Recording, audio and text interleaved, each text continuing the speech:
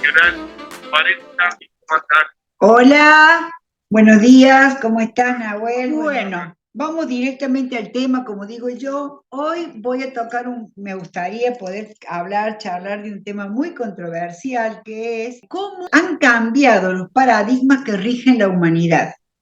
Cómo en la actualidad las reglas de juego que rigen este planeta Tierra han cambiado o han mutado y cómo nos hemos tenido o cómo nos venimos adaptando, acomodando a este nuevo universo, a estas nuevas reglas, e inclusive, como siempre digo, nosotros los psicólogos tenemos que permanentemente también ir adaptando nuestro funcionamiento, porque lo que antes era patología o era enfermizo, en la actualidad está empezando a aceptar. Quiero dejar en claro que algunas cosas, nosotros los psicólogos podemos verlas como que bueno, hay cambio, muta, es diferente, pero hay situaciones en las cuales nosotros los psicólogos no transamos y seguimos considerando que son enfermizas o patológicas. Pero bueno, déjame que te vaya contando de qué se trata esto y después ahí voy a ir aclarando qué es lo que realmente es nosotros los psicólogos consideramos como patológico y qué no. Arranquemos desde los principios de la humanidad. Eh, por ejemplo, como para que vean a qué me quiero referir, voy a empezar desde la época de las cavernas, para que entiendan a dónde quiero dirigirme con esto de los cambios de paradigma o los cambios conductuales que hacen que la humanidad se vaya reacomodando. En la época de las cavernas, cuando a un varón le gustaba una mujer, la agarraba de los pelos y la metía en su cueva y la hacía su esposa o la hacía su compañera de vida. O sea que así dice, ¿no es cierto?, la historia, no es que la hayamos vivido, que las mujeres como no teníamos como mucha elección, ¿no? Un hombre gustaba de una mujer, la arrastraba a su cueva y ahí la convertía en su mujer y ella se tenía que dedicar a mantener lo que se llama el fuego del hogar. Bueno, como para más o menos, como para comenzar casi con algo gracioso, que no creo que haya sido muy gracioso para las mujeres en aquella época, pero es como para que nos demos idea hacia dónde apunto. Vamos directamente, avanzamos en el tiempo y vamos a la época del medioevo, para que se entienda a qué me estoy refiriendo. En aquella época se utilizaba lo que se llamaba el cinturón de castidad, que era una especie como de bombacha de lata que se le ponía a las mujeres cuando sus hombres o sus esposos se iban a las cruzadas.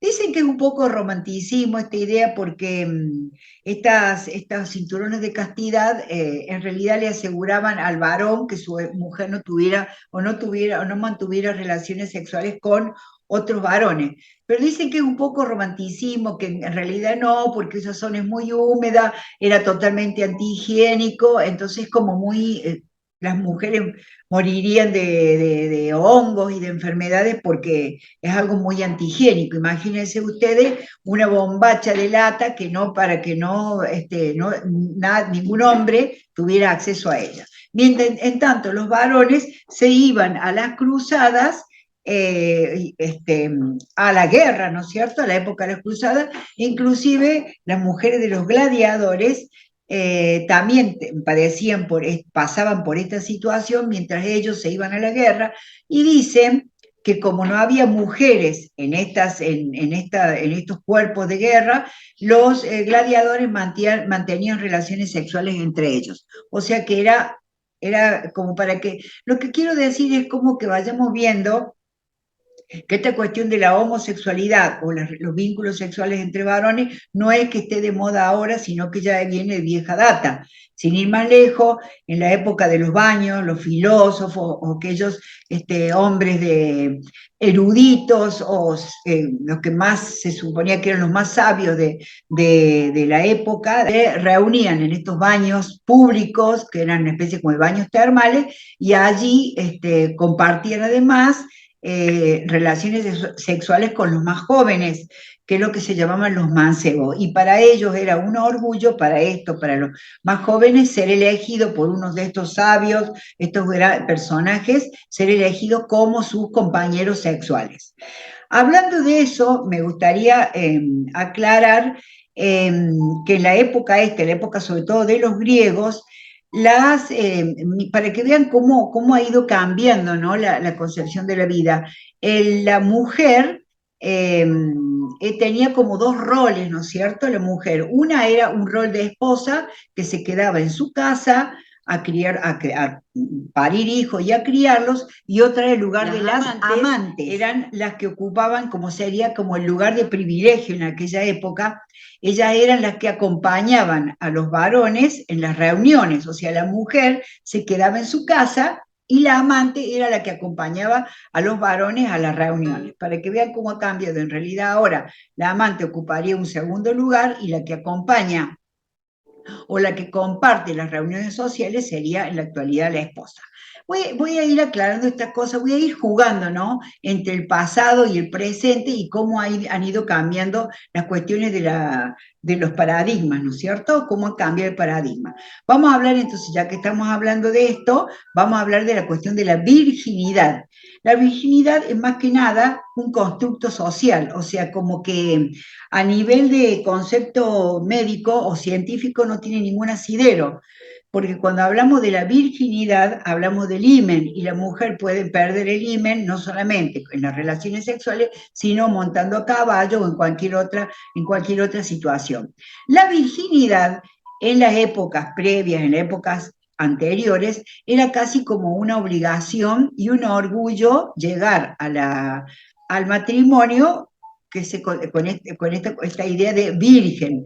Yo estudiando, dando vuelta, andando en esto que a mí me gusta siempre estar investigando, dicen que se obligaba a las mujeres a la cuestión de la virginidad, es decir, a no mantener relaciones sexuales previas al matrimonio, porque se decía que ellas eran las que transmitían las enfermedades, las mujeres transmitían la sífilis, que ellas eran las culpables de lo que los varones se enfermaran de sífilis, siendo que esto para nada es real, ¿no es cierto? O sea, la sífilis la transmiten tanto varones como mujeres, pero mirá cómo en esta época, ¿no? De paso vamos a empezar a hablar de la cultura patriarcal, ¿no es cierto?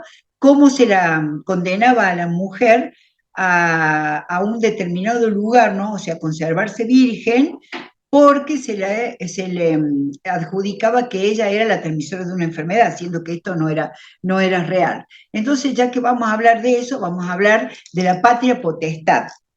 La patria potestad es el derecho que tenía el varón o el padre sobre su prole, inclusive el derecho que tenía sobre su esposa y sobre sus hijos. Era tanto el derecho que tenía sobre ellos que tenía el derecho inclusive a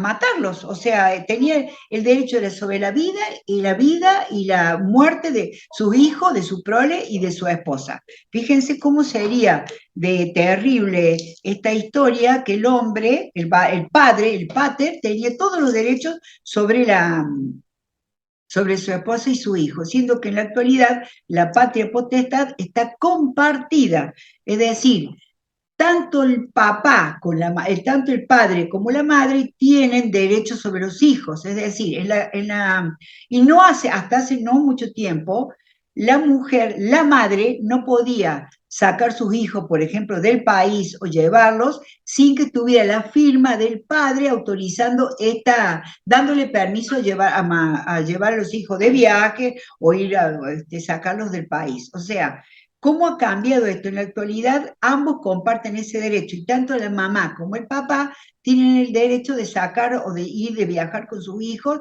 sin que necesiten la autorización del padre. Esto es muy nuevo y esto está pasando ahora. ¿Cómo será que ha cambiado la,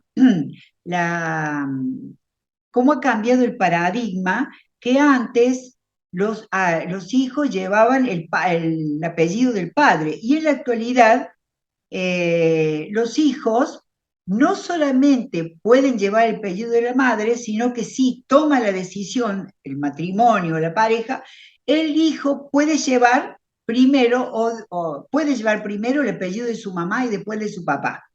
Fíjese cómo cambia de paradigma. Antes, si había un hijo que no tenía un padre, que o sea, si un padre no reconocía a su hijo, se lo tildaba de paria, o sea, un descastado, o sea, si no tenía, si el padre inseminaba a una mujer y esta mujer daba a luz un hijo y el varón no reconocía al niño como su hijo, o sea, no le daba el apellido, era un descastado, un paria. En la actualidad, no solo que no es eso, sino que las mujeres pueden o podemos elegir tener hijos sin que tenga un padre reconocido, ya sea por inseminación artificial o, y les puedo contar un caso clínico de un paciente que yo tuve, que no importa el nombre, les cuento el caso para que vean cómo se ha cambiado la concepción de la paternidad y la maternidad. Este chico era un varón, era muy lindo, era un hermoso espécimen masculino, y él estaba en pareja hacían terapia de pareja los dos, estaba en pareja con la que asistían a terapia. Y paralelamente sostenía una relación sexual, un vínculo paralelo, estaba siendo infiel con otra chica. Y después de pronto la otra chica, la que vendría a ser su amante, tomó la decisión de no verlos más, de no querer saber más nada con él, y él venía a Ceci y decía, no sé por qué, tal, no quiere saber más nada conmigo. Bueno, decía yo, de todos modos, me parece correcto que sigas con tu pareja, con la cual estás esperando un bebé, en fin. Y al tiempo, a los 9 meses exactos, viene y me comenta que a través de una amiga de esta chica había tenido un bebé. Y él me decía, vos sabés, Lili, que creo que ese hijo es mío. A la larga dio vuelta y se dio cuenta que ese hijo sí era de él porque la fue a visitar, pero ella había elegido, miren, fíjense, a esto me refiero, cómo ella había elegido a él como varón para que fuera el padre de su hijo sin que ella necesitara que él le diera el apellido. Había tomado la decisión de ser madre soltera, él había sido elegido como padre y ella no quería que él le diera su apellido. Fíjense cómo en la actualidad se ha dado vuelta tanto el paradigma que antes ese niño hubiera sido un paria y en la actualidad la madre había elegido tener ese hijo y darle ella su apellido. Fíjense cómo todo se ha modificado, a esto es a lo que me refiero, cómo se van transformando los paradigmas de la conducta humana, ¿no? O sea, lo que antes hubiera sido un hijo mal nacido, un paria, ahora era porque la madre había tomado la decisión de tener ese hijo, de que ese hijo fuera suyo con su apellido y elegido para ella. Vamos a hablar ahora, ya que estamos hablando de esto, de la patria potestad, vamos a hablar un poco de matriarcado y patriarcado, vamos a hablar un poco de la cuestión de la pareja, de la cuestión del matrimonio. En la antigüedad, el concubinato o convivir era mal visto y condenado. En la actualidad, fíjense cómo cambió el paradigma, es hasta inclusive recomendable y aconsejable que la pareja tenga un periodo de convivencia para ver si realmente pueden llevarse bien en adelante, porque convengamos que no muy antiguamente, en mi época, hace 20, 30 años atrás, no casábamos casi en forma ciega, ¿no es cierto? Y entrábamos las mujeres, salíamos de nuestro hogar siendo hija y entrábamos al matrimonio y nos convertíamos en ama de casa sin tener la más mínima idea de qué era y sin ni siquiera saber si nos gustaba o no este lugar, ¿no? Este cambio de rol. En la actualidad, el concubinato, ¿cómo será? O la convivencia, ¿cómo será que está aceptado, que está inclusive reglamentado bajo la justicia? No tenía, la concubina no tenía ningún derecho sobre nada, es decir, si la pareja de ella fallecía, la concubina no tenía ningún derecho. En la actualidad no solamente tiene deberes como concubina, sino que también tiene derechos. O sea, esto también, miren cómo ha cambiado, ¿no? Antes era condenable y ahora es totalmente aconsejable. Inclusive lo que se dice en la actualidad es que antes de entrar en una convivencia o antes de entrar en un matrimonio, se converse sobre la cuestión de cómo va a ser la educación de los hijos, qué vamos a elegir, dónde vamos a vivir, vamos a trabajar los dos, no vamos a trabajar los dos, ¿no? O sea, antes era como, era todo muy a ciegas, en la actualidad está todo a la vista. Entonces, aquel que dice, y no lo sabía, está totalmente fuera de lugar, porque ahora todo se sabe, todo se conoce y antes era todo escondido. No sé si se alcanza a comprender lo que digo con esto.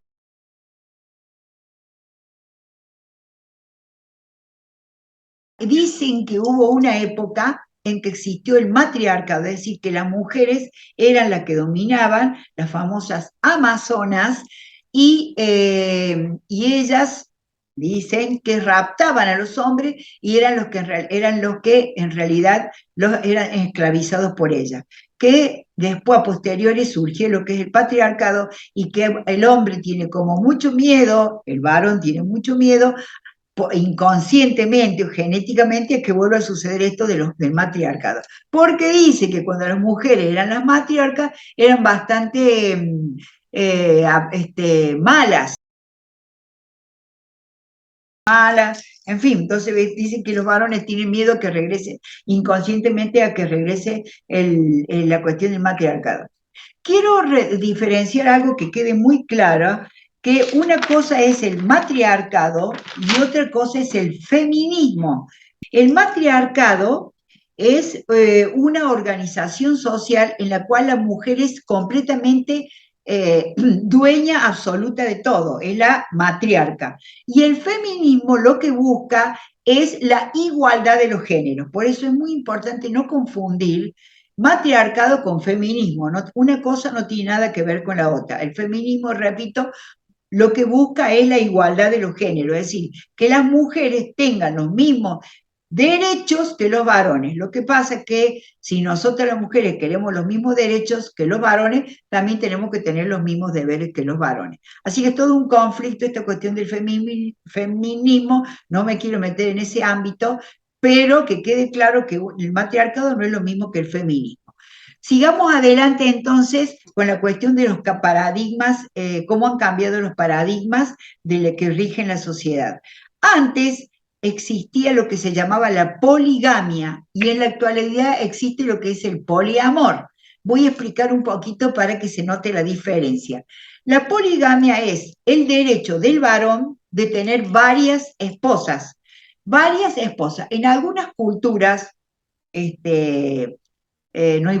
voy a decir cuáles, esto está permitido, es decir, que el varón tenga varias esposas está permitido. Inclusive hay una isla en Haití que las mujeres tienen permitido tener varios esposos.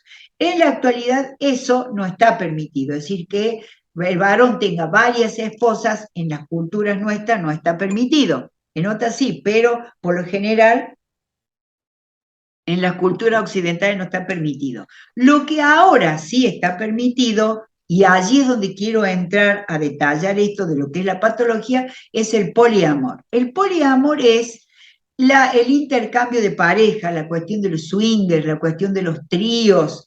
Bueno, esto para el poliamor, esto es lo que es como que lo que se está poniendo en moda, o hace un tiempo que se ha puesto de moda esta cuestión del poliamor, de los swingers, del intercambio de parejas. Esto, en la jerga nuestra terapéutica, es una patología.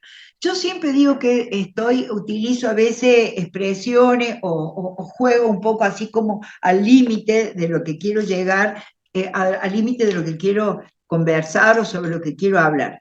Yo siempre digo, no soy la dueña de la verdad. O sea, todo aquel que considere que lo que yo digo es refutable, estos videos quedan, los edito y están en mi canal de YouTube, que es Lili Fundaró, sí. Lili, la segunda con Fundaró, sí. Allí edito los videos y si alguien tiene algo para agregar o para objetar, no hay ningún problema en que lo haga con respeto. Nosotros, los psicólogos, consideramos que esta cuestión del poliamor y de los swingers es una patología. porque esto es promiscuidad, y la promiscuidad nosotros los psicólogos no la aceptamos. Sí estamos de acuerdo en que una pareja puede que se termina esta pareja, se termina este vínculo y se abre un nuevo vínculo con una nueva pareja, pero no esta cosa del intercambio de pareja. Por esta, yo he tenido varios pacientes que practican esta cosa de los swingers, el intercambio de pareja, y hay una regla en la cuestión de los swingers, es que van a la relación, a la intimidad sexual, manteniendo el contacto entre los 4 o entre los 6 o entre todos los que estén de acuerdo. El problema es, la regla es esa, ninguno puede mantener intimidad fuera del encuentro que queda pactado entre todos los integrantes. El problema es que por lo general un integrante de una pareja y un integrante de otra pareja toma la decisión de mantener sexualidad o mantener intimidad fuera de ese encuentro grupal. Y eso genera, por lo general, una discordia y una ruptura. Nosotros, los psicólogos, consideramos que es una patología. Fíjate vos, con la cuestión del amante, o sea, vamos a hablar, esto es los swingers, vamos a hablar de los tríos. Yo he estudiado, y esto es como siempre digo, yo no soy dueña de la verdad, que en los tríos, o sea, varón, mujer, amante, del sexo que sea, por lo general los tres saben de que está sucediendo esto. O sea, el esposo o la esposa sabe que uno de ellos dos tiene un amante. Y a veces esta amante sostiene el matrimonio. Esto es algo que digo yo, vuelvo a decir, puede prestarse a confusión. El lugar del amante es patológico porque el amante o la amante lo que busca es disolver el vínculo de pareja por una patología infantil. El trío, o sea, no el trío también es cuando tres mantienen una relación sexual íntima en un grupo, también eso es patológico porque es promiscuidad. Cuando existe esta cuestión del juego del amante y la pareja, allí puede ser que no sea patológico porque los tres, según mi propia concepción, lo saben, entonces lo sostienen. Cuando alguno de los dos deja de sostenerlo, este trío se disuelve. Hay otra cosa que se está aceptando en la actualidad y es y esto también para nosotros los psicólogos es patológico, se está aceptando la relación sexual con niños menores de edad. Se dice que, mira, y esto es el punto que voy a seguir estudiándolo, pero el que quiero aclarar es este. El punto es que dicen que no se considera pedofilia o abuso con el niño cuando el niño da el consentimiento. Quiero dejar en claro que el niño siempre está buscando o ligado al placer. Siente placer cuando la madre lo amamanta, siente placer cuando es cambiado porque hay acceso a sus órganos genitales. O sea, el niño tiene acceso y le gusta la cuestión del placer. Lo que pasa es que no tiene conciencia que está siendo abusado. Conciencia del abuso tiene el adulto, pero no el niño. Por eso hay una pequeña frase que dice, si el niño acepta y consciente, no se considera abuso o pedofilia. Por eso vuelvo a repetir, el niño siempre está ligado al placer y le gusta el placer. Yo tengo un caso clínico de una niña de entre 5 y 6 años que era abusado con el felatio, o sea que el abuelo la obligaba a tener sexo oral con ella y le daba de premio caramelos. Ella después cuando vino a terapia,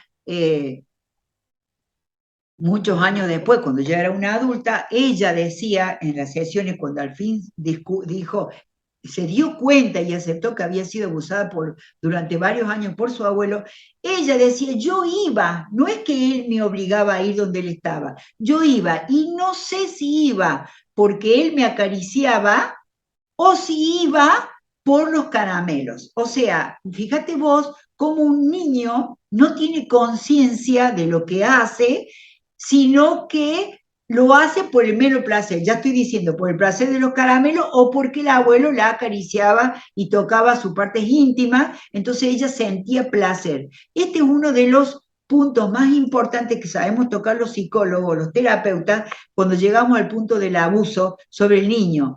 Que el niño en un punto no sabe que es abusado porque siente el placer físico del abuso. Pero el adulto tiene la conciencia de que esto no debe ser hecho, no corresponde.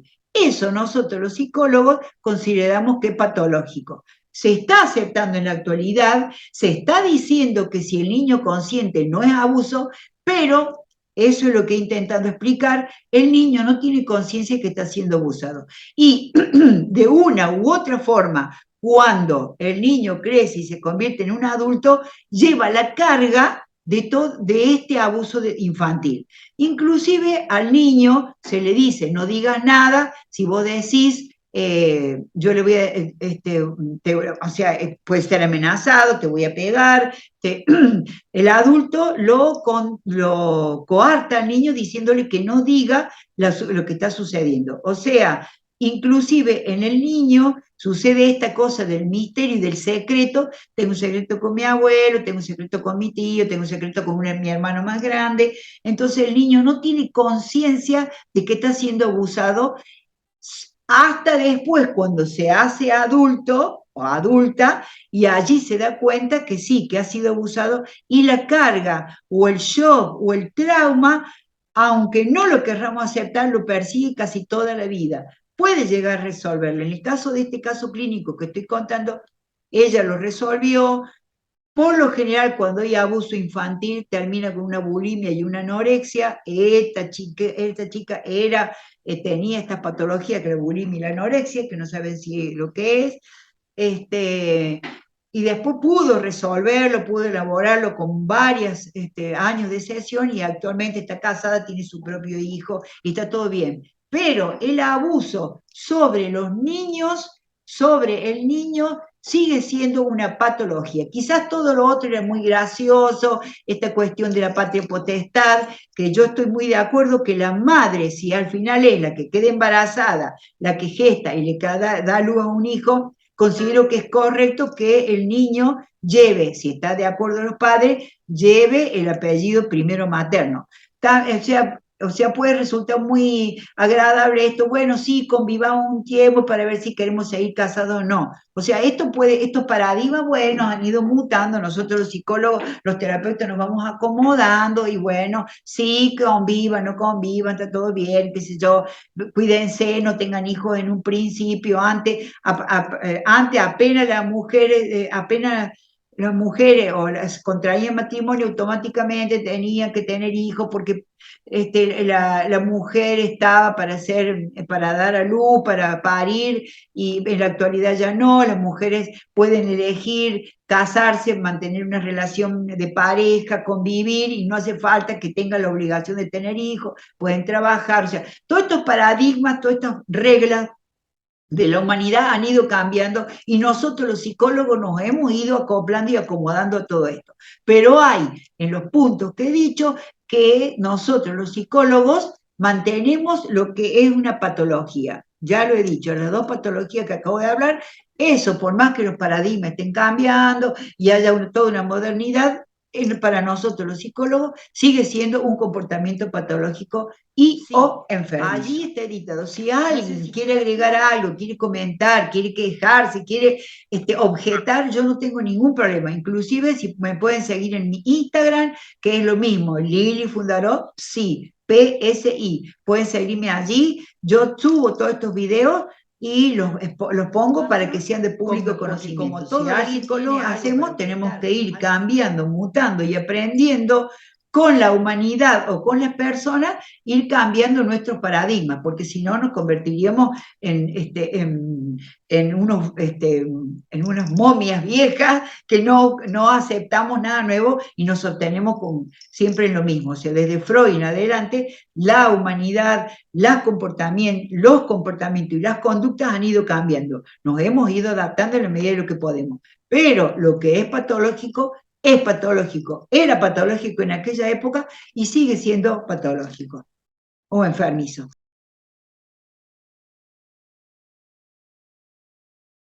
Voy a hacer un vivo con una radio de España el domingo 13 sobre este tema. Me han pedido especialmente sobre este tema del que estoy hablando, así que voy a hacer un vivo por mi Instagram el domingo 13 a las 3 de la tarde. Me llaman desde España y hacemos un vivo, así que están todos invitados, domingo 13 a las 3 de la tarde, acá creo que a las 8 de la noche hora España, y creo que inclusive va a ser un vivo que se va a transmitir en México sobre este tema. Así que tengo el honor de estar en un vivo con una radio española.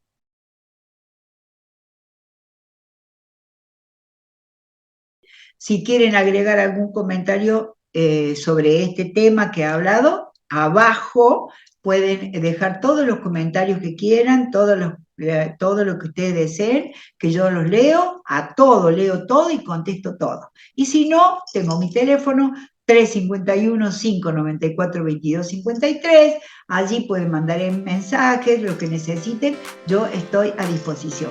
Les agradezco que todavía sigan allí, les mando un millón de besos y nos estamos viendo en cualquier momento. Adiós, chao, adiós, chao.